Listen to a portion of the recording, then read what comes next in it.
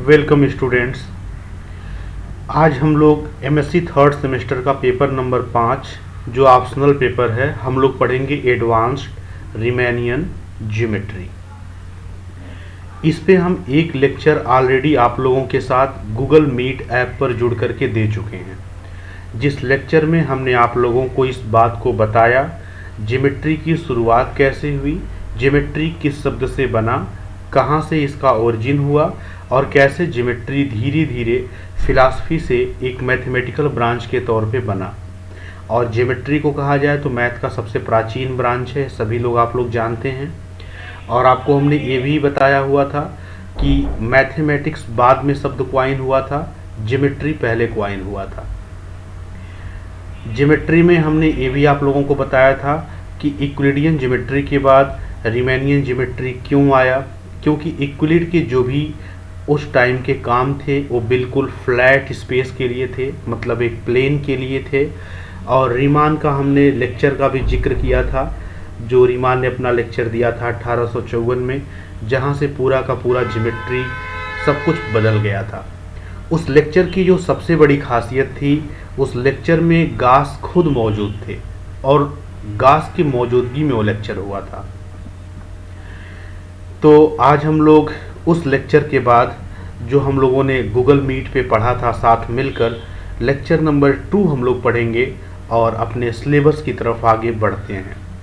तो सबसे पहले हम आप लोगों के साथ कुछ फंडामेंटल कंसेप्ट डिस्कस करेंगे 1 और 2, उसके बाद हम एक्चुअल सिलेबस पर आ जाएंगे।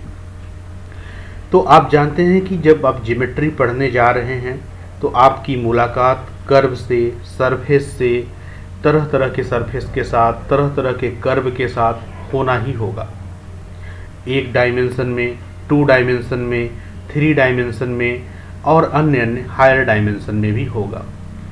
तो सबसे पहले हम लोग जानेंगे कि सरफेस होता क्या है, हम लोग सरफेस को डिफाइन कैसे करेंगे। अगर हम थोड़े देर के लिए सपोज कर लें, आप ऐसा जानते हैं कि अगर 2 डायमेंशन है तो आपके पास 2 लीनियरली इंडिपेंडेंट कोऑर्डिनेट होते हैं। 3 डायमेंशन है तो आप उस 3 डायमेंशन को पूरा का पूरा स्पेसिफाई करने के लिए, आप पूरा का पूरा उस स्पेस को स्टडी करने के लिए आपको 3 इंडिपेंडेंट कोऑर्डिनेट एक्सिसेस की ज़रूरत पड़ती है। और वहाँ पे हर पॉइंट को हम लोग जब कोऑर्डिनेट उसका लिखेंगे तो x, y, z की तरह से लिखेंगे। ऐसे ही अगर हमको 4 डायमेंशन की स्टडी करनी हो तो हम लोग 4 डायमेंशन को स्टडी करने के लिए क्या करेंगे, हमारे पास 4 इंडिपेंडेंट कोऑर्डिनेट चाहिए ही चाहिए। इस तरह से अगर n को करना हो डिस्कस तो n इंडिपेंडेंट कोऑर्डिनेट चाहिए। जब हम यहाँ पे अपनी मैथमेटिक्स का डिस्कशन करेंगे तो ज़्यादातर बातें हम n डायमेंशन में करेंगे, n greater than equal to 3 के लिए इन जनरल हम करेंगे। और जब हम ऐसी बात करेंगे तो आप सोचेंगे कि सर माइंड में कुछ इमेज नहीं बन रहा जो पढ़ाया जा रहा है। होगा यह, आप सभी लोग हम ह्यूमन बीइंग हैं और हम लोग 3 डायमेंशनल ह्यूमन बीइंग हैं। तो हम लोग 4 डायमेंशन की चीज़ें, 5 डायमेंशन की चीज़ें या 4 डायमेंशन की ज्योमेट्री, 5 डायमेंशन की ज्योमेट्री, 6 डायमेंशन की ज्योमेट्री, और we can say that we cannot see the geometry which is above the 3 dimension। तो हम लोग 3 डायमेंशन से ज़्यादा की ज्योमेट्री को अपने माइंड में इमेज नहीं बना सकते, क्योंकि हम लोग 3 डायमेंशनल ह्यूमन बीइंग हैं। जैसे कि अगर कोई कंटेनर अगर 3 लीटर का है और अगर आप उसमें चौथा लीटर कुछ डालते हैं तो पक्का जो चौथा लीटर है वो कंटेनर के बाहर चला जाएगा, क्योंकि उसकी क्षमता 3 लीटर की है। तो आप इमेज नहीं बना पाएंगे जब हम n डायमेंशन की बात बोलेंगे। तो हाँ, हमारी मैथमेटिक्स की सबसे बड़ी खूबसूरती या कॉस्मेटिक ब्यूटी इस बात की है कि चाहे कितना भी डिफ़िकल्ट कोई टास्क हो, हम लोग n डायमेंशन तक मैथमेटिकली हर बात को प्रूफ कर देंगे। और आगे चल कर के जब इनका एप्लीकेशन लिया जाएगा कॉस्मोलॉजी में, थ्योरी ऑफ रिलेटिविटी में, तो आप देखेंगे हमारे कैलकुलेशन, हमारे एक एक डाटा बिल्कुल फिट बैठेंगे। मतलब इसमें किसी तरह का कोई अवरोध, कोई गलती, कोई त्रुटि आपको नज़र नहीं आएगी। थ्योरी ऑफ रिलेटिविटी को पढ़ने के लिए यूँ कह लें तो तो जो रीमैनियन ज्योमेट्री है ना, एक कोर पॉइंट है, और we can say that Riemannian geometry is the heart of cosmology और थ्योरी ऑफ रिलेटिविटी। जब भी हमको थ्योरी ऑफ रिलेटिविटी को पढ़ना होगा, कॉस्मोलॉजी को पढ़ना होगा, तो हमको रीमैनियन ज्योमेट्री, मैनीफोल्ड, फिंसलर ज्योमेट्री, इन सारी चीज़ों का तो आजकल खूब जम के उपयोग हो रहा है इन सारी बातों में। तो सबसे पहले हम लोग सरफेस को जाने कि सरफेस होता क्या है। जैसे कि अगर आप n डायमेंशनल स्पेस ही ले लीजिए या 3 डायमेंशनल स्पेस ही लीजिए, आप किसी भी स्पेस की हम यहाँ पे बात कर रहे हैं। अभी आगे चल करके जब हम अपने आप को पर्टिकुलराइज करेंगे या जहाँ पे जो बात करेंगे उस सेंस में हम इसको बना देंगे, तो कहेंगे कि collection of all points whose coordinates can be expressed as 2 parameters। Space में आप उन सारे पॉइंट का लोकस ले लीजिए या collection of all those points ले लीजिए जिनके कोऑर्डिनेट एक्सप्रेस किए जा सकते हैं बाय 2 पैरामीटर ओनली। क्लियर है पूरी बात? मतलब केवल 2 पैरामीटर के द्वारा उनके कोऑर्डिनेट को एक्सप्रेस कर दिया जाए। जैसे अगर हम लोग बात करें स्फीयर को, अगर हम लोग ले लेते हैं, तो आप लोग सभी लोग जानते हैं कि स्फीयर का इक्वेशन क्या होता है। आप सभी लोग जानते हैं कि जो स्फीयर का इक्वेशन होता है, आप लिखेंगे x² प्लस y², ठीक है, एंड प्लस क्या होता है आपका z² एंड प्लस कितना हो जाएगा, या इक्वल टू, डायरेक्ट हम यहाँ पर लिख रहे हैं दिस इक्वल टू a²। ठीक है, ये आपके पास स्फीयर है। अब देखिए यहाँ पे ध्यान से, इसमें आप कोई भी पॉइंट अगर आप डिस्क्राइब करना चाहते हैं, किसी भी पॉइंट का कोऑर्डिनेट डिस्क्राइब करना चाहते हैं, तो देखिए आपको ज़रूरत तो पड़ेगा यहाँ पर कितना, आप देख पा रहे हैं जब भी कोई पॉइंट लेंगे तो आपको मात्र कितने वेरिएबल की ज़रूरत पड़ेगी। अगर x और y आपको पता चल जाए तो तुरंत आप z बता देंगे, क्योंकि z आसानी से बता देंगे। क्योंकि z कैसे बताएंगे, a² minus x² minus y²। मतलब कोई दो, अगर इन 3 वेरिएबल में से कोई 2 पता चल जाए तो एक जो बचा हुआ वेरिएबल है ऑटोमेटिक आप बता देंगे। मतलब यह हुआ कि जो तीसरा वाला वेरिएबल है ये डिपेंडेंट है। क्लियर? क्योंकि अगर 2 पता चल जाए तो आप इसको निकाल देंगे, तो 3 इंडिपेंडेंट तो हुआ नहीं। मतलब अगर हम इसमें किसी कोऑर्डिनेट को लिखना चाहें तो केवल 2 वेरिएबल से ही काम चल जाएगा, क्योंकि तीसरा ऑटोमेटिक उसी से डिटरमाइन हो जाएगा। तो जब भी आप किसी भी पॉइंट को आप लिखना चाहेंगे स्फीयर में, तो उसके हर कोऑर्डिनेट को आप केवल 2 पैरामीटर के द्वारा एक्सप्रेस कर पाएंगे। तो आपका ये जो स्फीयर है वो क्या बन गया, सरफेस बन गया। ऐसे आप सिलेंडर की बात कर लीजिए, ऐसे आप पैराबोलाइड ले लीजिए, हाइपरबोलाइड ले लीजिए, ये सब के सब क्या रिप्रेजेंट करेंगे, सरफेसेस को रिप्रेजेंट करेंगे। क्लियर है पूरी बात? जैसे कि अगर हम लोग सरफेस का अगर जब भी कहीं डेफिनेशन आएगा तो आप इस बात को बोलेंगे कि collection of all those points which coordinate can be expressed as 2 parameter. ठीक है, तो हम लोग इसको क्या बोलेंगे, सरफेस बोलेंगे। अब हम लोग कर्व का जरा डिस्कशन कर लेते हैं। कर्व क्या होता है, तो हम लोग कहेंगे क्या, collection of all points whose coordinate can be express as only 1 parameter. मतलब उन सारे पॉइंट्स का कलेक्शन जिनके कोऑर्डिनेट को हम केवल एक सिंगल पैरामीटर के द्वारा रिप्रेजेंट कर दें, हम लोग उसको क्या कहेंगे, कर्व कहेंगे। जैसे आप लोग जानते हैं इस सर्किल का इक्वेशन आपने पढ़ा है, x² plus y² equal to a²। ये किस चीज़ का इक्वेशन होता है, सर्किल का होता है 2D में इक्वेशन। अब आप यहाँ पर देखिए, अगर इस सर्किल का इक्वेशन है तो अगर आप किसी भी पॉइंट का कोऑर्डिनेट जानना चाहते हैं तो केवल अगर x मालूम चल जाए तो y को तो ऑटोमेटिक आप बता देंगे। मतलब यूँ कह लीजिए कि आप पूरा का पूरा इसको आप एक सिंगल पैरामीटर में कन्वर्ट कर देंगे। और सिंगल पैरामीटर में कन्वर्ट करने का एक आसान तरीका आप लोग और पढ़े हैं। जैसे आप x की जगह पुट कर दीजिए a sin t और y की जगह पुट कर दीजिए a cos t।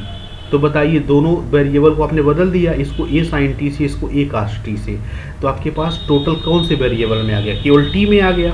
तो सिंगल वेरिएबल में हो गया कि नहीं। मतलब इस सर्किल का हर एक पॉइंट या इस सर्किल का जो भी है, जो कोऑर्डिनेट है, हर पॉइंट का जो कोऑर्डिनेट है उसको आप सिंगल पैरामीटर t में कन्वर्ट कर दिए। मतलब आपने उसको एक पैरामीटर में लिख दिया, इसीलिए वो क्या है, सर्किल का इक्वेशन क्या बनेगा, कर्व। ऐसे इलिप्स कर्व होगा, जबकि इलिप्स साइड सरफेस होगा। है ना। ऐसे पैराबोला क्या होगा, कर्व होगा, पैराबोलाइड क्या होगा, सरफेस होगा। क्लियर है पूरी बात। तो हम कह रहे हैं कि collection of all points whose coordinate can be expressed as only one parameter, हम लोग इसको क्या कहते हैं, कर्व। मीन्स दैट स्पेस में collection of all those point are the locus of all those points whose coordinates can be expressed as only one parameter is known as a curve। Clear है पूरी बात। चलिए देखिए यहाँ पे हम एक हेडिंग दिए हैं, सब स्पेस ऑफ रीमैनियन स्पेस। पहली बात, रीमैनियन स्पेस चूंकि आप लोग पीएससी थर्ड ईयर में टेंसर में पढ़े हैं, क्या पढ़े हैं आप लोग, एक बार और पीएससी थर्ड ईयर का टेंसर थोड़ा सा पढ़ लीजिएगा, जहाँ पे रीमैनियन ज्योमेट्री शुरू होता है। वहाँ पे डिस्टेंस बिटवीन 2 पॉइंट का फार्मूला लिखा होगा, ऐसे ds स्क्वायर। अगर आप 2 नेबरिंग पॉइंट लेकर के चलेंगे p और q, एक का कोऑर्डिनेट xi, दूसरे का कोऑर्डिनेट q का xi plus dxi, then the distance between these 2 neighbouring point is written as like this gij, है ना। ऐसे लिखा होगा उसमें gij which is the function of position alone, जो फंक्शन होगा केवल x का। फिर बगल में लिखा होगा ऐसे डिफरेंशियल dxi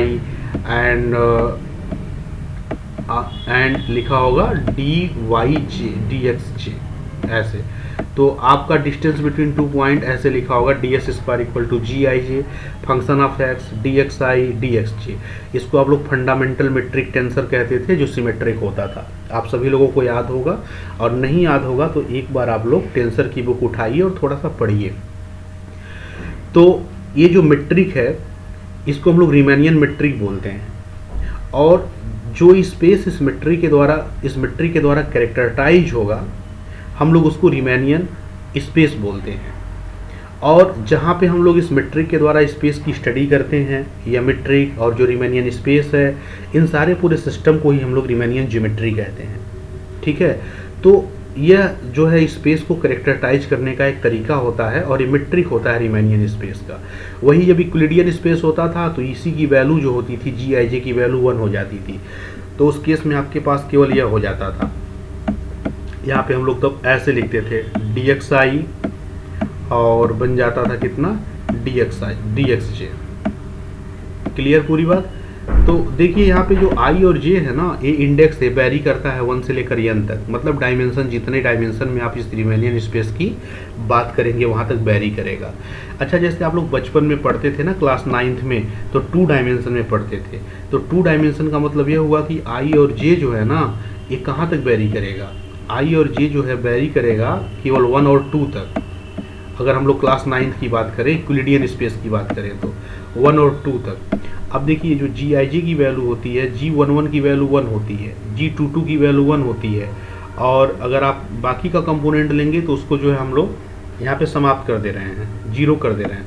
तो देखिए 1 वाले के केस में आपका ये बनेगा कितना, dx1 स्क्वायर, और फिर आपका बन जाएगा प्लस dx2 स्क्वायर। वही आप लोग पढ़ते थे ना फार्मूला, x1 माइनस x2 का whole square plus y1 minus y2 का होल स्क्वायर। तो वही वाली बात आपको यहाँ पे मिल जाएगी। खैर, इन सारी बातों को आप टेंसर के अंदर पढ़िएगा, और पढ़ने के बाद फिर आप लोग ये आर्टिकल पढ़ना शुरू करिएगा। तो रीमैनियन ज्योमेट्री जो चैप्टर दिया हुआ है टेंसर की बुक में, आप लोग जरूर पढ़ेंगे। किसी के पास अगर टेंसर की बुक नहीं होगी, इस समय गायब हो गई होगी, तो किसी से ले लेगा, और नहीं मिलेगा तो फिर बताएगा, हम उसका जो है पिक्चर क्लिक करके भेज देंगे उतने पेज का जो आपको पढ़ना है। तो सब स्पेस ऑफ रीमैनियन स्पेस हम लोग चल रहे हैं अब डिस्कस करने। कंसीडर कर लिया कि हमारे पास कोई एक रीमैनियन स्पेस है Vm मतलब m डायमेंशन का रीमैनियन स्पेस है। डायमेंशन से आप क्या समझते हैं, डायमेंशन का मतलब यह होता है कि उस स्पेस को पूरा स्टडी करने के लिए we have to require m independent coordinate to specify and to determine everything of that space. We have to necessary m independent coordinate that is known as the dimension of m. One can say that this is the vector space of an m dimensional vector space, और इसके basis में exactly m member होंगे। तो इस space का कोई भी अगर आप पॉइंट लेंगे है ना। तो इसी बेसिस में लीनियरली क्या हो जाएगा, एक्सप्रेस हो जाएगा। तो यह होता है डायमेंशन का मतलब। आप लोग जानते हैं कि बेसिस में जो एलिमेंट की संख्या होती है उसी को हम लोग डायमेंशन कहते हैं। तो हमने सपोज कर लिया कि कोई एक रीमैनियन स्पेस Vm है जो m डायमेंशनल है, m डायमेंशन का है। बस आप इतना जानिए, बाकी क्या है, डायमेंशन क्या है, सब है, आप लोग पढ़ चुके हैं, कोई नया टर्मिनोलॉजी नहीं है। और रीमैनियन स्पेस भी आप लोग पढ़ चुके हैं कि एक ऐसा स्पेस जो रीमैनियन मीट्रिक के द्वारा कैरेक्टराइज्ड हो उसको हम लोग रीमैनियन स्पेस कहते हैं।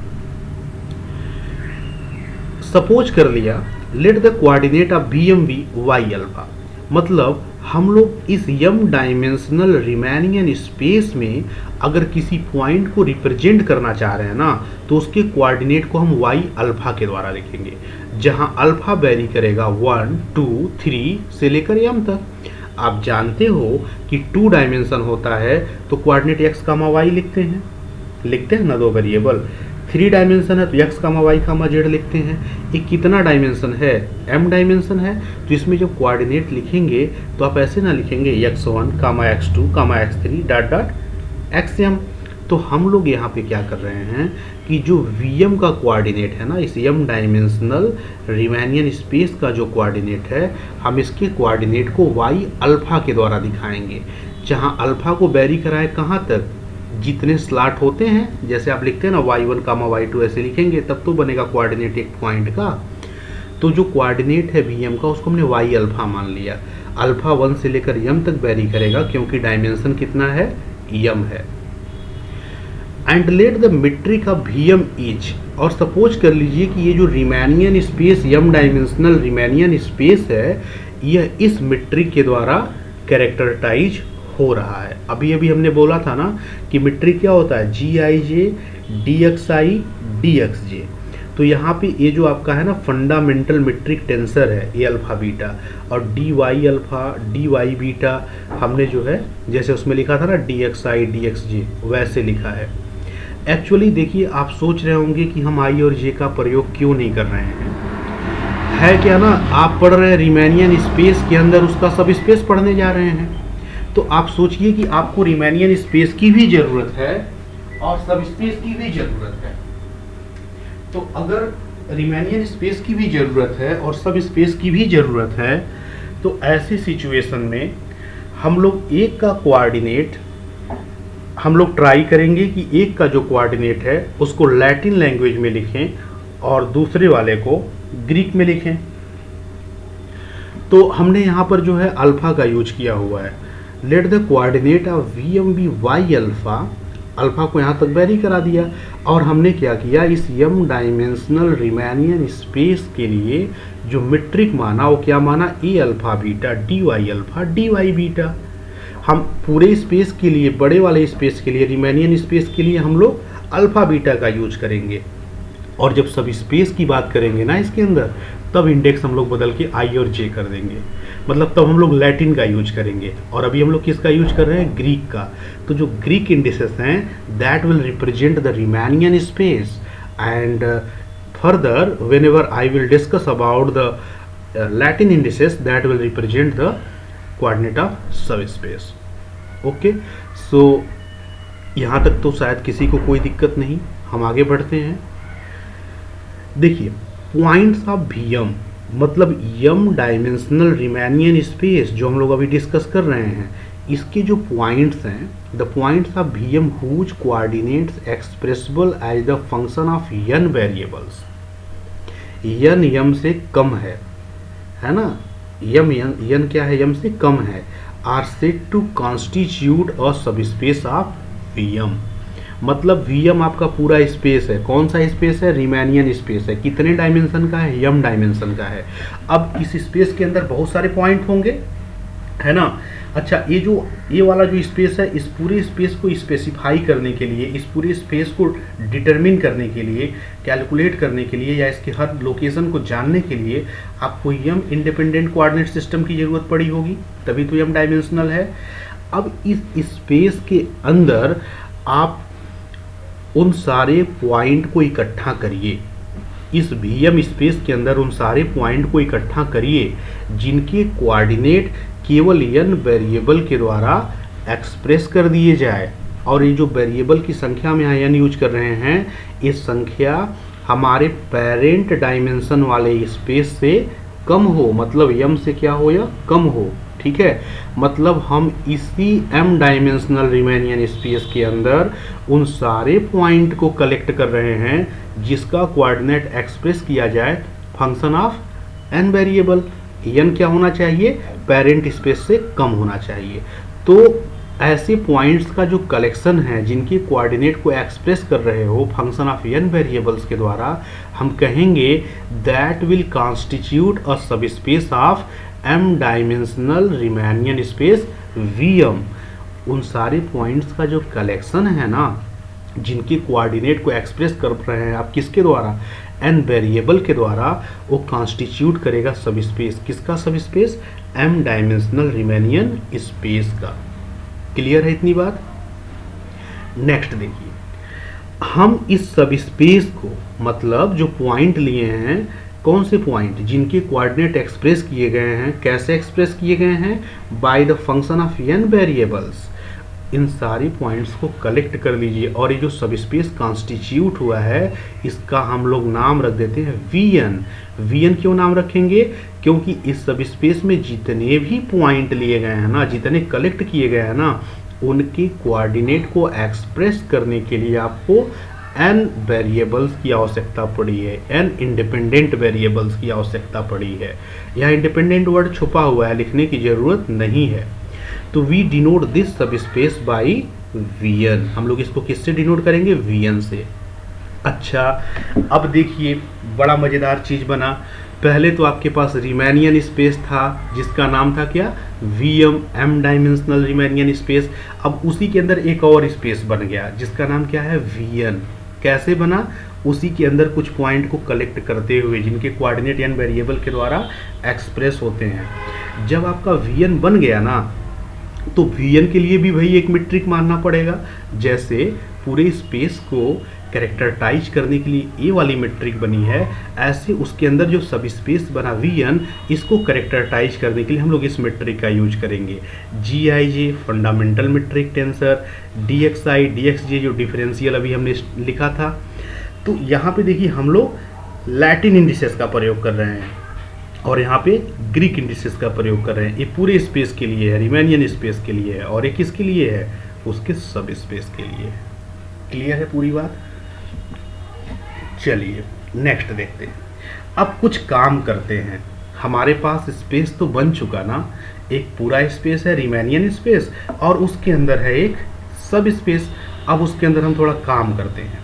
Let us consider two adjacent point P and Q। अगर हम लोग टू एडजेसेंट पॉइंट P और Q Vn के अंदर मानते हैं, Vn मतलब सब स्पेस के अंदर, बताइए जो सब स्पेस में होगा क्या वो स्पेस में नहीं होगा, स्पेस में पक्का होगा। तो दो पॉइंट अगर आप Vn में लेकर चलोगे तो पक्का वो किस में होगा, Vn में भी, Vm में भी तो होगा भाई। अगर हम लोग ऐसे बात करें तो पहले मान लीजिए कि आपका ये पूरा स्पेस जो था, है ना, इसका नाम था आपका Vm, ठीक। अब इसी के अंदर कुछ पॉइंट आप इकट्ठा कर लिए हो, तो इसी का नाम क्या बन गया है आपका, इसी का नाम आपका क्या बन गया, Vn बन गया है। तो अगर आप इसी के अंदर कोई दो पॉइंट लेते हैं, मान लीजिए एक पॉइंट लिया जिसका नाम आपने रख दिया P, और एक पॉइंट आपने इसी के अंदर ले लिया जिसका नाम रख दिया Q, है ना, दो पॉइंट ले लिया। अब हम इसके बीच की डिस्टेंस डील करना चाहते हैं। इसके बीच का डिस्टेंस क्या होगा, देखिए इसके बीच का डिस्टेंस डील करने के लिए हमारे पास दो दो तरह की मीट्रिक है। ये जो दोनों पॉइंट है ना, हमने कंसीडर तो Vn में किया है, लेकिन जो Vn में है क्या वो Vm के बाहर थोड़ी चला जाएगा, तो Vm में भी है। अच्छा, जो Vn में है ये भी आपका एक रीमेनियन स्पेस है, सब स्पेस है रीमेनियन स्पेस का, तो ये भी अपने आप में रीमेनियन स्पेस है। इसके लिए स्पेशल मीट्रिक यहाँ हमने बना रखी है कि भाई इसके अंदर कोई आएगा तो हम इसी मीट्रिक के द्वारा डीलिंग करेंगे। अच्छा, ये पूरे स्पेस बड़े वाले के लिए भी हमारे पास एक स्पेशल मीट्रिक है, कोई आएगा तो हम इसके द्वारा डील करेंगे, है ना। तो ये तो कॉमन पॉइंट है, ये Vn में भी डील होगा और Vm में भी डील होगा, दोनों अपने अपने ढंग से इसको डील करेंगे। तो चलो देखते हैं कैसे डील होता है। तो हमने कंसीडर किया टू एडजेसेंट पॉइंट P और Q Vn में। सपोज कर लिया कि जो कोऑर्डिनेट है P और Q का, P का कोऑर्डिनेट मान लीजिए y अल्फा है, इसका कोऑर्डिनेट क्या माना, y अल्फा है। अब देखिए जैसे ही हमने माना वाई अल्फा तो आपको समझ में आ गया होगा कि अच्छा ये लग रहा है बड़े वाले के संदर्भ में है, तभी तो वाई अल्फा कहा गया है ग्रीक इंडिसेस। अच्छा क्यू का कोऑर्डिनेट क्या है, Y alpha plus D Y alpha, किस में, वाइज में, है ना। हमने इनका कोऑर्डिनेट पी और क्यू किस में क्या माना, वाई अल्फा और Y alpha plus D Y alpha, और किस में माना, वाइज में माना। मतलब आप समझ लीजिएगा वाइज का मतलब ये हुआ कि जस्ट हम लोग जो डिस्कशन कर रहे हैं वो किस में कर रहे हैं, स्पेस में। And let the coordinate of P and Q, और सपोज करिए कि जो कोऑर्डिनेट है पी और क्यू का ना वो है x I and x i plus d x i, ये एक्सेज में हमने लिखा है टोटल। और ये जो कोऑर्डिनेट है ना ये किसके रेफरेंस में है, ये वी एन के रेफरेंस में है, जहाँ पे मीट्रिक डील की जाएगी इसके द्वारा। समझ गए बात। तो एक काम करिए, इन दो पॉइंट के बीच का डिस्टेंस पहले आप इसके संदर्भ में निकालिए, इसके रेफरेंस में निकालिए, फिर आप इसके रेफरेंस में निकालिएगा, और डिस्टेंस थोड़ी बदल जाएगा अलग अलग स्पेस में। डिस्टेंस बिटवीन टू पॉइंट तो इनवेरिएंट रहता है, दोनों सेम ही होना चाहिए ना। तो चलिए हम इसको थोड़ा सा डील करते हैं। Since the length of elementary arc PQ is same, whether calculated in VM or VN, चाहे आप VM में कैलकुलेट करो चाहे VN में कैलकुलेट करो, डिस्टेंस थोड़ी बदल जाएगा PQ के बीच का। जो अभी हम यहाँ पे बता रहे हैं PQ के बीच का डिस्टेंस थोड़ी बदल जाएगा, चाहे आप उसको इस वाले स्पेस में करिए कैलकुलेट, चाहे आप इस वाले स्पेस में करिए कैलकुलेट। अगर आप ठीक ठाक मीट्रिक डिफाइन किए हो तो डिस्टेंस थोड़ी बदल जाएगा, ये तो इनवेरिएंट होता है ना। अच्छा तो हम लोग क्या करेंगे कि जो डिस्टेंस है इनके बीच का ऐसे ही तो डील करते हैं। मतलब जो हम लोग पी क्यू आर्क लेंथ है, एलिमेंट्री आर्क है, इसकी डिस्टेंस अगर हम लोग वी एम में डील करेंगे तो इस मेट्रिक के द्वारा करेंगे, और अगर हम लोग वी एन में डील करेंगे तो इस वाले मेट्रिक के द्वारा करेंगे। तो डिस्टेंस बिटवीन ये जो दो पॉइंट है, अगर हम बात करेंगे वी एम के रेस्पेक्ट में तो कोऑर्डिनेट पी का है वाई अल्फा और क्यू का क्या है, Y alpha plus D Y alpha. इसकी बीच की डिस्टेंस हमने यहाँ पे लिखी है, जो हमने लिखा है लेफ्ट हैंड साइड में, ये वाला। ऐसे सिमिलरली जब हम P और Q का कोऑर्डिनेट सपोज किए हैं इसके रेस्पेक्ट में, जब हम रेस्पेक्ट में VN में कैलकुलेट किए हैं तो कोऑर्डिनेट दिए P का XI, Q का XI प्लस DXI, और इन दोनों के बीच के डिस्टेंस का फार्मूला हम इस मेट्रिक के द्वारा लिखे हैं। तो आपका राइट साइड में बन गया है। दोनों को बराबर क्यों किया है, क्योंकि जो लेंथ होता है वो इनवेरिएंट होता है। क्लियर है पूरी बात। अगर ये दोनों मेट्रिक ठीक ठाक किसी ने डिफाइन कर रखी है ना तो डिस्टेंस बदलने वाला नहीं है, और अगर डिस्टेंस इनवेरिएंट नहीं है तो आपकी मेट्रिक ही गलत है।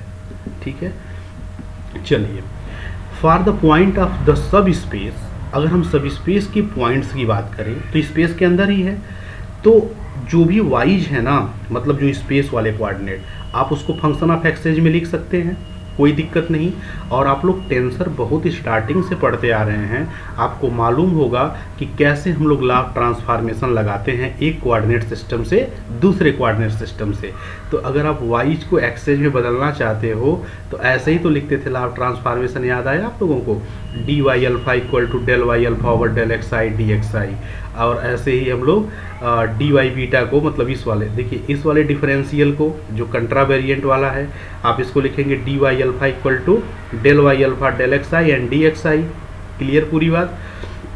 देखिए कैसे सही चेक करते हैं, यहाँ आई और आई है ना, ये दोनों आपस में ख़त्म हो जाएगा, एक तरह से यूँ कह लीजिए कि इंडेक्स आपस में डील हो जाएगा। बचा क्या, अल्फा ऊपर है यहाँ भी ऊपर है तो कंट्रा वाला बचा हुआ है, ऐसे बीटा वाला भी, ठीक है ना, जे से जे खत्म हो जाएगा एक तरह से। ठीक, पूरा हम खत्म करने की बात नहीं कर रहे हैं, मेरे बात को यहाँ समझिएगा, मैं रफली बोल रहा हूँ। कहने का मतलब आप लॉ ऑफ ट्रांसफॉर्मेशन पढ़े हुए हैं, है ना, कि अगर वाइज फंक्शन एक्स एच का तो हम लोग ऐसे लिखते हैं डी वाई अल्फा, मतलब यूँ कह लीजिए कि इस कोऑर्डिनेट सिस्टम से हम इस वाले कोऑर्डिनेट सिस्टम में ट्रांसफॉर्मेशन लगा रहे हैं। तो इक्वेशन नंबर 1 को आप इसी से बदल दीजिए, जहाँ डी वाई अल्फा यहाँ लिखा है उसके जगह पे रख दीजिए, और जहाँ पे डी वाई बीटा रखा हुआ है उसके जगह पे रख दीजिए। हमने पुट कर दिया, किसी को कोई समस्या नहीं होनी चाहिए। आप एक काम करिए कि देखिए यहाँ पे d x i d x j यहाँ भी है, d x i d x j यहाँ भी है, सबको एक साइड में कर लीजिए। तो d x i d x j क्या हो जाएगा, कॉमन, और इक्वल टू क्या आ जाएगा, 0 आ जाएगा, जैसा कि हम यहाँ पे लिख रहे हैं। As the relation holds for all values of differential we infer that this equal to g i j. ये कैसे बना देखिए, अगर आप इसको भी साइड में लेकर चले जाइए ना तो बनेगा a alpha beta del Y alpha del x i del y beta del x j. आप इस d x i d x j को भी कॉमन ले लीजिएगा क्योंकि यहाँ भी है, माइनस क्या लिखेंगे आप जी आई जे। तो पूरा ओवरऑल क्या बना, a alpha beta del Y alpha del x i del y beta del x j minus g i j, और बगल में इनटू में लिखा रहेगा d x i d x j. अरे ट्रांसफर करके केवल कॉमन लेना है, कुछ डिफिकल्ट नहीं करना है। और एक्चुअली 2 नंबर का प्रोडक्ट जीरो है ना, 2 नंबर का प्रोडक्ट वहाँ जीरो लिखा रहेगा ना, ये पूरी quantity minus g i j और into d x i d x j. चूँकि ये डिफरेंशियल कभी जीरो हो नहीं सकता है ना, ये जीरो नहीं हो सकता है, इसीलिए आप सीधे सीधे कह सकते हैं कि जब ये वाला नहीं जीरो होगा तो जो ब्रैकेट वाला टर्म लिखा रहेगा a alpha beta del y beta del x i del x j minus g i j, वो जीरो बनेगा। तो फिर जब वो जीरो बनेगा तो वहीं से आप ये वाला लाइन लिख दीजिए। और अगर आपको हम समझाएं सीधे सीधे रफली तो सीधे कह दीजिए कि चूंकि आपका ये जो डिफरेंशियल है ये जीरो नहीं होता है, दोनों साइड में आपको दिख ही रहा है, और एक्चुअली ये समेसन चलता है ना, ये और जे पे आइंस्टीन समेसन, तो पूरा एक टर्म लिखा हुआ है, ऐसा नहीं है कि एक सिंगल टर्म लिखा हुआ है। लेकिन सब में चूँकि d x i d x j होगा, इधर भी है, तो आप इसीलिए हम इसको इस साइड में ले आकर के कॉमन किया। नहीं तो कुछ लोग सोच रहे होंगे अरे सर सीधे ऐसे कट कर दीजिए, ख़त्म हो गया बवाल, हो गया प्रूफ। लेकिन आप ऐसा नहीं कर सकते ना, चूँकि यहाँ पे आइंस्टाइन समेसन चल रहा है, इसीलिए हम बोले हैं कि आप इधर ट्रांसफ़र कर लीजिए, d x i d x j को कॉमन ले लीजिएगा तो 2 नंबर का प्रोडक्ट इक्वल टू जीरो मिलेगा। चूँकि इंटीग्रल डोमेन है तो a into b equal to zero, और दूसरा ये कह रहा है कि हम जीरो नहीं बनेंगे जो डिफरेंशियल है, तो जो टर्म ब्रैकेट में रहेगा उसी को जीरो बनना पड़ेगा, और वहाँ से आपको ये वाली लाइन मिल जाएगी। क्लियर है? सो इक्वेशन नंबर 2 मिल गया। 10। अब यहाँ पे बात समझिएगा, इस तरह से आप एक बात देख पा रहे हैं, क्या देख पा रहे हैं कि जो मीट्रिक टेंसर है सब स्पेस का, है ना, जो मीट्रिक टेंसर ये जी आई जे है किसका, सब स्पेस का, ये किसका है, स्पेस का। तो हम इस स्पेस के सहारे सब स्पेस का मीट्रिक टेंसर देखिए कैलकुलेट करने में सफल हो गए। अगर कोई स्पेस का मीट्रिक टेंसर हमें मालूम होना तो हम उसके सब स्पेस के मीट्रिक टेंसर को कैलकुलेट कर लेंगे। कैसे? From the equation y alpha equal to y alpha x i. चूँकि स्पेस में जो फंक्शंस हैं वाई अल्फा, स्पेस के जो कोऑर्डिनेट हैं वो एक्स आई के फंक्शन होंगे ना सब स्पेस वाले के, तो हम इसी वाले रिलेशन का यूज करते हुए तुरंत कैलकुलेट कर लेंगे सब स्पेस का metric with the help of metric of the space. तो स्पेस की अगर आपको मीट्रिक दे दी जाए ना तो आप बड़ा इंपॉर्टेंट काम करेंगे, सब स्पेस की मीट्रिक खुद सर्च आउट कर लाएंगे बाय यूजिंग दिस। तो है ना इंटरेस्टिंग, आपके पास एक स्पेस था रीमेनियन स्पेस m डायमेंशन का, आप उसका सब स्पेस का जिक्र कर रहे थे, स्पेस के पास मीट्रिक थी, सब स्पेस के पास अगर अननोन भी मीट्रिक है तो हम लोग उसी स्पेस के सहारे हम एक नई metric ji i J create कर लेंगे by considering this y alpha the function of x i. तो आई थिंक यहाँ तक किसी को कोई समस्या नहीं होनी चाहिए। तो ये रहा सब स्पेस किसी रीमेनियन स्पेस के अंदर। अगर m डायमेंशनल रीमेनियन स्पेस है तो n डायमेंशनल सब स्पेस कैसे कॉन्स्टिट्यूट होगा, उसकी मीट्रिक कैसे कॉन्स्टिट्यूट होगी, with the help of the given space and with the help of the metric of the given space is given here clearly in the equation number 2. You can use this. So our next topic is that normal of the subspace. हम लोग जब सब space का जिक्र कर रहे हैं तो इस सब स्पेस पर नॉर्मल के बारे में भी जिक्र करना नहीं भूलेंगे। कैसे हम लोग नॉर्मल का डिस्कशन करें सब स्पेस पर, तो चलिए डिस्कस करते हैं। The tangent vector to the parametric curve of the parametric xi। अगर कोई पैरामीट्रिक कर्व है, पैरामीट्रिक कर्व समझ रहे हैं, अरे इसके कोऑर्डिनेट एक सिंगल पैरामीटर में लिखे गए होंगे, पैरामीट्रिक कर्व इसीलिए नाम दिया गया है। तो tangent vector to the parametric curve of the parameter, suppose कर लिए पैरामीटर जो है आपका क्या रहा हो, xi रहा हो। तो अगर आप इस कर्व के ऊपर टेंजेंट वेक्टर का डिस्कशन करते हैं तो आप सभी लोग जानते हैं टेंजेंट वेक्टर, अगर हम सिंपल क्लास 11th में जाएं तो आपको याद होगा ना कैसे लिखते थे, m इक्वल टू dy/dx, यही होता था ना टेंजेंट वेक्टर के लिए, ग्रेडियंट के द्वारा डील करते थे। तो टेंजेंट वेक्टर हम लोग जब यहाँ पे आ रहे हैं तो पैरामीट्रिक कर्व अगर xi का है तो हम लोग वहाँ पे पैरामीटर देखिए D Y over D T अगर रहता था तो हम लोग D Y over D T को वहाँ पे टेंजेंट को डील करते थे उसी के स्लोप के द्वारा। किसी भी कर्व की पहचान उसके टेंजेंट वेक्टर से होती है, चाहे कोई भी कर्व हो ना, उसकी पहचान हमेशा टेंजेंट वेक्टर से होती है। कर्व की कोई अपनी खुद की पहचान नहीं होती है। अगर स्पेस के हर पॉइंट पे आपको ये पता चल जाए कर्वेचर और टार्सन क्या है, इन सब के लिए टेंजेंट वेक्टर की ज़रूरत पड़ेगी, तो आप यूनिक्वली उस कर्व को डिटरमाइन कर देंगे वो कौन सा कर्व रहा होगा।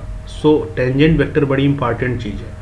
तो अगर कर्व जो है पैरामीट्रिक फॉर्म में एक्सआई के फॉर्म में है और आप जान ही रहे हैं कि कोऑर्डिनेट कैसे डील कर रहे हैं स्पेस का, वाई अल्फा के द्वारा, तो del Y alpha over del X I ये जो है ना, आप इसमें बदलते जाओ आई को, कहाँ से कहाँ तक, 1 से लेकर n तक।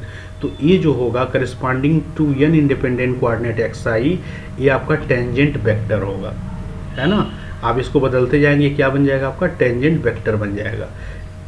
क्लियर, किसी पॉइंट पे बन जाएगा corresponding to the n coordinate x आई।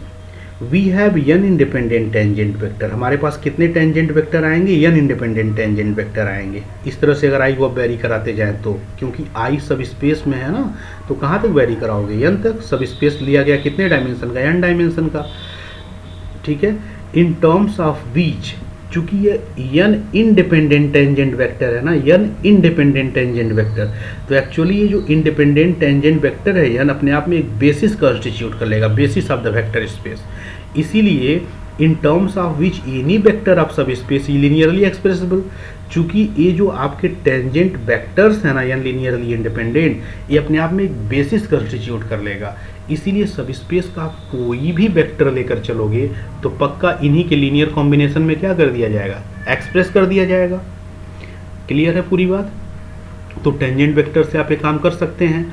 आप नॉर्मल की बात सोचिए, नॉर्मल को हम लोग डिस्कस कर रहे हैं ना, तो नॉर्मल आप समझ रहे होंगे। जैसे मान लीजिए अगर आपके पास एक कोई कर्व है और आपने यहाँ पे कोई एक पॉइंट ले लिया है, ठीक है, n डायमेंशन में है, तो आपने पॉइंट का नाम क्या रखा है, एक्स आई रखा है, ये कोऑर्डिनेट है इस पॉइंट का, ठीक है।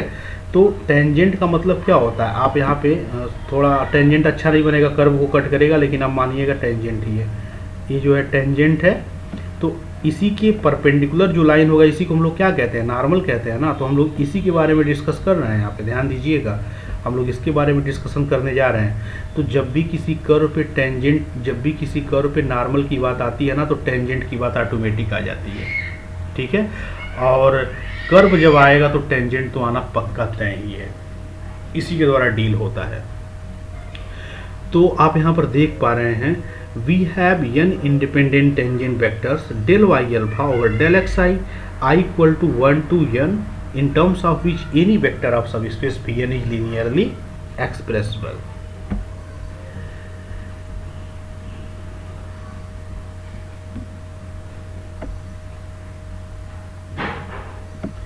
अब यहां पर जरा सा देखिए, अब vector field n vector with contravariant component n alpha, अगर कोई एक वेक्टर फील्ड n है जिसका कंट्रावेरिएंट कंपोनेंट क्या है, n अल्फा, हम कहेंगे ये जो कंट्रावेरिएंट कंपोनेंट n अल्फा है, it's said to be normal to Vn, यह इस n डायमेंशनल सब स्पेस के क्या होगा, नॉर्मल होगा। कौन नॉर्मल होगा, ये जो कंट्रावेरिएंट कंपोनेंट n अल्फा है। अब vector field n vector with contravariant component n alpha it's said to be normal, कहाँ नॉर्मल होगा, इस Vn पे नॉर्मल होगा। कब नॉर्मल होगा, if it is orthogonal to all the tangent vectors of Vn, अगर ये ऑर्थोगोनल हो जाए, किसके ऑर्थोगोनल हो जाए, all tangent vectors of Vn के। क्लियर है पूरी बात। अगर ऐसा बन जाएगा तो हम लोग ये बात बोलेंगे।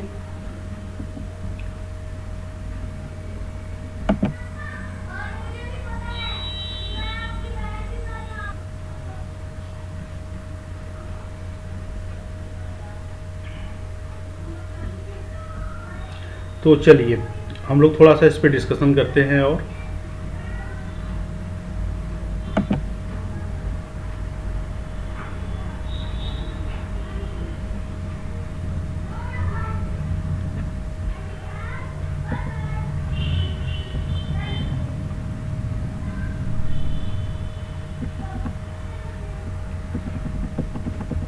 तो हम लोग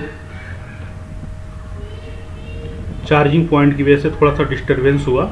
सो हम लोग फिर देखते हैं नेक्स्ट।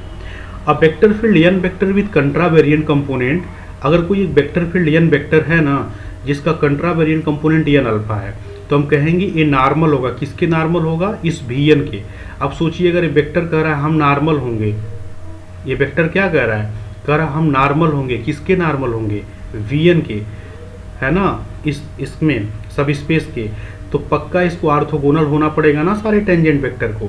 अरे भाई सिंपल सी बात है। अगर हम लोग बात करें तो मान लीजिए कोई कर्व है और कह रहा है कि ये जो इसका ये वाला कंपोनेंट है, कह रहा है कि हम नॉर्मल हैं इस पूरे सब स्पेस पे, इस कर्व वाले पर, है ना। तो अगर ये कह रहा है इसका मान लीजिए कंपोनेंट का हम एन अल्फा हैं और हम नॉर्मल हैं, तो नॉर्मल हो तो इस टेंजेंट वेक्टर पे परपेंडिकुलर होना पड़ेगा ना। तो आपको परपेंडिकुलर होना पड़ेगा किस पे? इस पे। आप छोटे क्लास में चले जाइए समझने के लिए। दो वेक्टर परपेंडिकुलर कब होते थे, ऑर्थोगोनल कब होते थे? जब उनका डॉट प्रोडक्ट क्या होता था? जीरो होता था।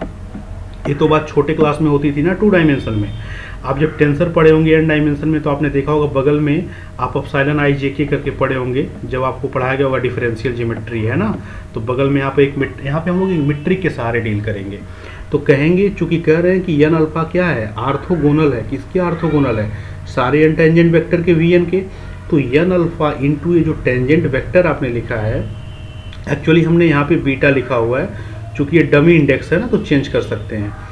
तो यहाँ पे आप सोच रहे होंगे कि जब यहाँ एन अल्फा लिखे हैं तो हम यहाँ पे एन अल्फा ही क्यों नहीं लिखे हैं। एक्चुअली यहाँ पर देखो इसमें भी आप अल्फा का यूज किए हो ना, तो हम यू कहना चाह रहे हैं कि ए वेक्टर जो एन, चाहे आप एन बीटा लिखो चाहे एन अल्फा लिखो, नेचर एक ही रिप्रेजेंट करेगा, क्योंकि अल्फा भी 1 से लेकर एम तक वेरी करता है और बीटा भी 1 से एम तक ही वेरी करता है, और ये डमी होने के कारण आप इसको बदलने की क्षमता रखते हैं। सो ये मीट्रिक है आपका, फंडामेंटल मीट्रिक है। तो कहेंगे कि ये वाला वेक्टर इसके साथ ऑर्थोगोनल होगा अगर ऐसा हो जाए। आप लोग टेंसर में पढ़े होंगे कि अगर दो वेक्टर है, मान लीजिए कि एक वेक्टर ए आई है और एक वेक्टर मान लीजिए बी आई है ना, और ये कह रहा है हम आपस में ऑर्थोगोनल होना चाहते हैं। आप टेंसर की बुक पढ़िएगा तो आप पढ़ेंगे कि जी i J A I B I कि बी जे, या अगर इसको बी जे मान लीजिए तो आप कहेंगे, उसमें देखेंगे पढ़ेंगे ना कि जी आई जे जो होता है ऐसे लिखा रहेगा जी आई जे के साथ, और दो वेक्टर जो कह रहा है इसको आप कंट्रा में बना लीजिए, है ना, ऐसे बना लीजिए। अगर आप ये वाला लिखें तो आप लिखेंगे ऐसे ए आई, फिर आप लिखेंगे क्या यहाँ पर ए जे, है ना, और इसकी वैल्यू कितनी हो जाएगी आप पढ़ेंगे वहाँ पे तो इसकी वैल्यू 0 कहीं आप देख पाएंगे। आप टेंसर की बुक में ढूंढिएगा। तो ये दो वेक्टर ऑर्थोगोनल होने की ये शर्त होती है। तो अगर एन अल्फा कह रहा हम ऑर्थोगोनल हैं किसके? टेंजेंट के। क्यों हैं? क्योंकि ये नॉर्मल बनने की कोशिश कर रहा है। जो नॉर्मल बनेगा वो टेंजेंट के ऑर्थोगोनल उसको होना ही पड़ेगा। तो इसकी अगर ऑर्थोगोनल बनना चाह रहा है तो आप दिस और मीट्रिक का यूज करेंगे ना। मीट्रिक ये क्यों यूज कर रहे हैं? क्योंकि ये स्पेस की मीट्रिक है, ग्रीक वाला। ये लाइन क्लियर है सबको? सो अब देखिए हम लोग नेक्स्ट आते हैं। अब यहाँ से एक बात जरा देखिए, थोड़ा ध्यान दीजिएगा, थोड़ी सी सेटिंग की जाएगी और सेटिंग कोई बहुत बड़ी नहीं है। अगर हम एक नई क्वांटिटी को डिफाइन करने की कोशिश करें, ये आप देख रहे हैं ना पूरा ध्यान से, इसको देखिए बीटा बीटा है ना यहाँ पे डमी, और यहाँ पे ये चूंकि फंडामेंटल मीट्रिक टेंसर है तो ये जो पूरी क्वांटिटी है आप इसके जगह पर ये बीटा वाला इंडेक्स हटा दीजिए, और अल्फा कहाँ है? नीचे है ना कोवेरिएंट में। तो इस पूरे की जगह पर आप केवल क्या रख दीजिए ना, एन अल्फा। इस पूरे की जगह आप क्या रख दीजिए? एन अल्फा, क्योंकि बीटा बीटा है डमी है और अल्फा नीचे है और ये फंडामेंटल मीट्रिक टेंसर है। तो फंडामेंटल मीट्रिक टेंसर के साथ हम इतने क्वांटिटी को देखिएगा ध्यान से, इसके जगह पे हम जा रहे हैं लिखने कितना? N alpha. ठीक है, हम इसके जगह पर लिखेंगे कितना? N alpha. क्लियर? आप ऐसा लिख सकते हैं, ये पूरा एक साथ एब्जॉर्ब होकर के ऐसा बन जाएगा। क्लियर पूरी बात? तो हम इस वाले लाइन का अब यूज करने जा रहे हैं, ध्यान दीजिएगा। तो देखिए next plot, N alpha del Y alpha del x I equal to 0। I कहाँ से कहाँ तक वेरी कर रहा है? 1 से लेकर n तक। अब आप इसको ध्यान से अगर देखोगे ना तो तुमको नजर आएगा एक्चुअली ये जो n alpha del Y alpha del x i लिखा है ये होमोजीनियस सिस्टम है। कितने इक्वेशन का है? एन इक्वेशंस का है। वेरिएबल कितने हैं, यहाँ पे वाई अल्फा वेरिएबल है ना, और वाई अल्फा किसका है, स्पेस का है। स्पेस का डायमेंशन आप वी एम मान के चलते हैं शुरू से ही, तो कितने हैं, यम। तो ये वेरिएबल की संख्या कितनी है, यम है। तो आपका ये पूरा का पूरा एक होमोजीनियस सिस्टम है। आई को बदलते जाओ, एक एक इक्वेशन मिलता जाएगा। एक इक्वेशन आई को 1 रखो, एक इक्वेशन 2 रखो, दूसरा इक्वेशन 3 रखो, तीसरा इक्वेशन। तो ऐसे आपको सिस्टम ऑफ एन इक्वेशंस मिलेंगे कितने वेरिएबल में, यम अननोन्स में या एन वेरिएबल में। हम उसका कुछ नाम रख देते हैं, n1 n2 n3 और nm, है ना, जिस वेरिएबल्स में लिखे हुए हैं। क्योंकि आपका ये पूरा का पूरा जो n1 n2 n3 और nm है ना, पूरा का पूरा वेरिएबल है। तो आपको नज़र आ रहा है कितना इक्वेशन। देखिए अल्फ़ा को आप वेरी करते जाओ तो n1 n2 n3 nm ये सब वेरिएबल का काम करेंगे। और यहाँ पे जो आप आई लिखे हैं ना, डेल एक्स आई, आप इस आई को वेरी कराते जाओ, नंबर ऑफ इक्वेशन बनते जाएंगे। तो आई वेरी कर रहा है 1 से n तक, तो टोटल n इक्वेशन बनेंगे और होमोजीनियस इक्वेशन बनेंगे। होमोजीनियस क्यों कहा जा रहा है, क्योंकि राइट हैंड साइड जीरो है ना सब में। अरे आप लिखोगे इसको तो लिखोगे n1 del Y 1 del x1 equal to 0, ऐसे आप बदलते चले जाओ, है ना। या ऐसे लिख लीजिए n1 del Y 1 upon del x I this equal to 0, ऐसे प्लस आप लिखेंगे n2। यहाँ पे आइंस्टीन समेशन छुपा होता है, इस बात को आप सभी लोग जानते हैं, ठीक है। तो थोड़ी सी चार्जिंग पॉइंट में प्रॉब्लम के कारण हम 2 मिनट और थोड़ा सा रुकेंगे, प्लीज वेट।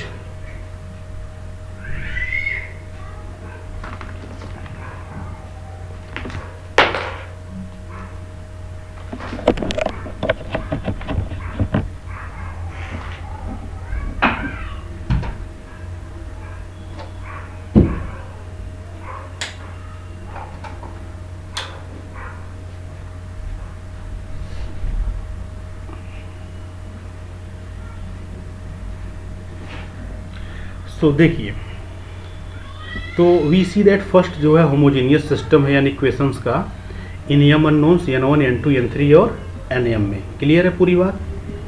अब इस बात को थोड़ा सा ध्यान दीजिएगा,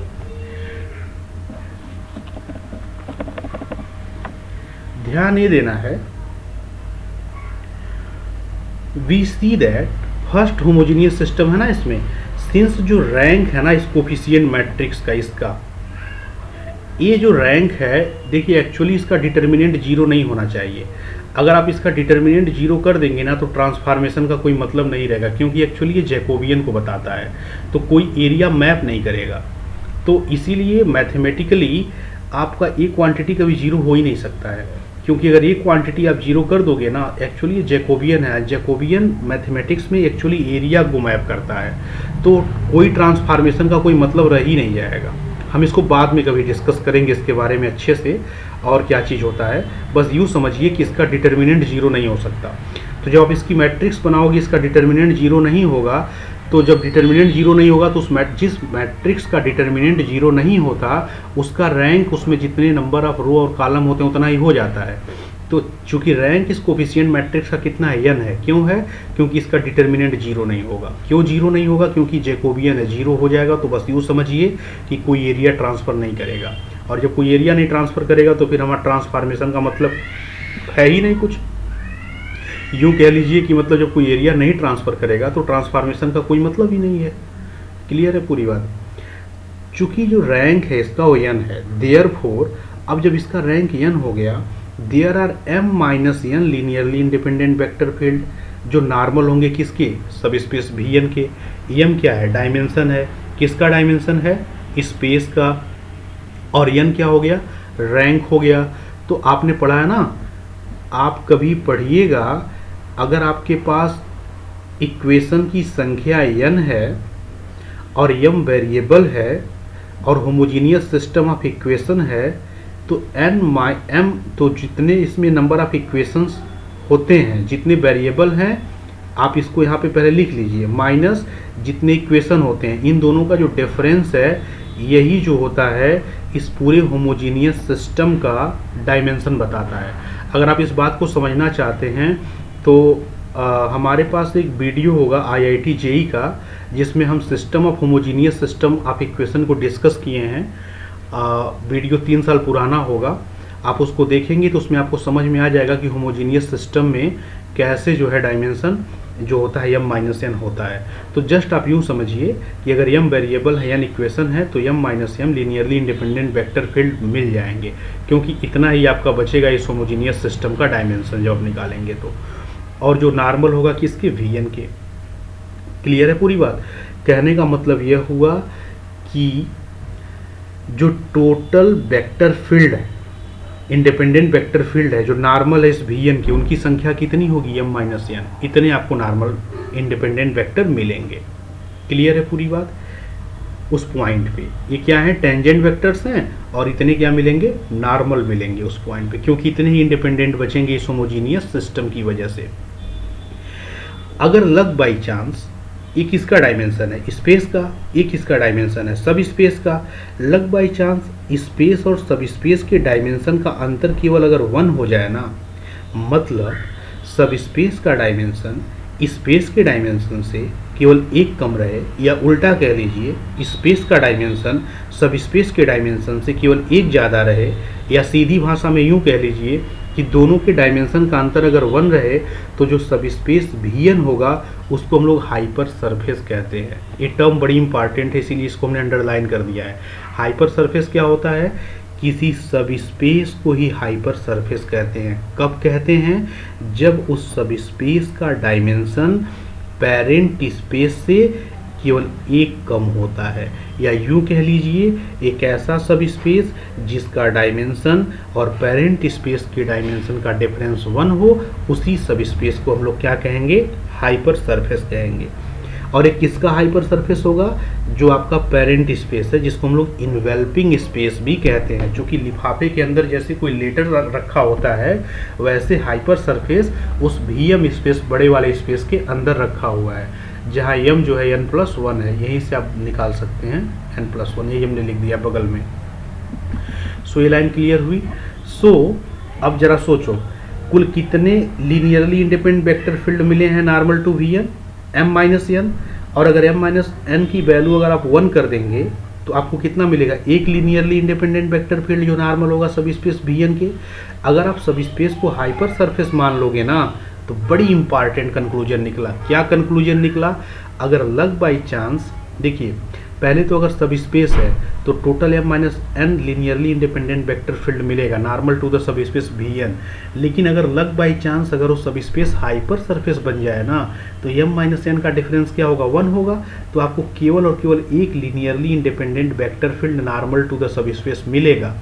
और हाइपर सरफेस के केस में, मतलब जब आप सब स्पेस को पर्टिकुलराइज करके हाइपर सरफेस लेंगे, तो उस केस में आपको जो यूनिट नॉर्मल फील्ड मिलेगा दैट विल बी यूनिक, केवल 1 मिलेगा, क्योंकि m-n की वैल्यू क्या हो जाती है, 1 हो जाती है। तो जो यूनिट नॉर्मल n वेक्टर है हाइपर सरफेस का, हम लोग उसको इस इक्वेशन के द्वारा देंगे। ये कहाँ से मिला इक्वेशन, देखिए यहाँ से आपने लाइन लिख रखी है ना, यहाँ पे यहीं से हमने लिखा है, यहाँ से मिला। तो हम यहाँ पे क्या लिखने जा रहे हैं, इस बात को देखिएगा ध्यान से। जो यूनिट नॉर्मल, वर्ड क्या लिखा है, यूनिट नॉर्मल, मतलब जिसका मैग्नीट्यूड भी 1 हो, unit normal n of the hyper surface. तो ये तो हाइपर सरफेस का आपका हो गया क्या, ये हाइपर सरफेस का आपका हो गया नॉर्मल होने की शर्त, जो वहाँ से आपने लिख रखा है। और ये जो है, जब कोई वेक्टर यूनिट वेक्टर होता है ना, तो टेंसर में ऐसे ही लिखते हैं। उस जैसे मान लीजिए कि अगर कोई कह रहा है या कोई टेंसर कह रहा है, आप इसको भी पढ़ेंगे, BSc में दिया होगा। अगर कोई ये कह रहा है कि एक्चुअली हम यूनिट वेक्टर हैं, अच्छा तो आप यूनिट वेक्टर हो, तो यूनिट वेक्टर होने के लिए क्या करना पड़ेगा, इसको ये जो Gij है इसके साथ Ai और Aj, ये पूरी क्वांटिटी को 1 होना पड़ेगा, तो हम लोग कहेंगे क्या होगा, यूनिट वेक्टर होगा। समझ गए बात? तो इसीलिए यहाँ पे कह रहा है कि ये जो है ना, ये अगर अपने आप को यूनिट वेक्टर कहना चाह रहे हैं, ठीक है, इसका जो कंट्रावेरिएंट कंपोनेंट है, तो उसके लिए पहले तो एक शर्त यह है, क्योंकि ये नॉर्मल की शर्त है और यूनिट की शर्त यह है, तो ऐसा होना ही पड़ेगा, इन दोनों शर्तों को फॉलो करना पड़ेगा। क्लियर है पूरी बात? चलिए, तो हम लोग अभी तक क्या पढ़े, सब स्पेस के बारे में पढ़े, इसके बाद नॉर्मल के बारे में पढ़े।